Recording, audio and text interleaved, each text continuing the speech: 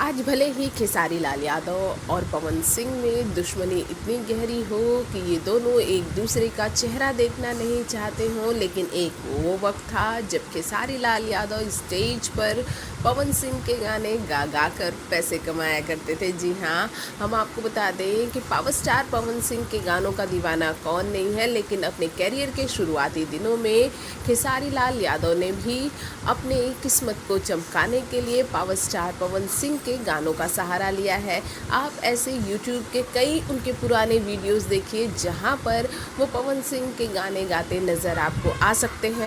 फिर वो चाहे छलकत बा हमरो जवनिया हो या फिर लॉलीपॉप हो। लेकिन अब खेसारी लाल यादव परहेज करते हैं पवन सिंह का गाना गाने से। वैसे भी हर एक सुपरस्टार जो बड़ा हो जाता है वो स्टेज शो पर अपने ही गाने गाता है, क्योंकि वो दूसरे सुपरस्टार के गाने क्यों गाएगा जब उसके कलेक्शन में खुद ही बहुत ही बेहतरीन गाने हैं। आज खेसारी लाल यादव के पास कई बेहतरीन बेजोड़ गाने हैं जिससे वो किसी भी महफिल का समा बांध सकते हैं।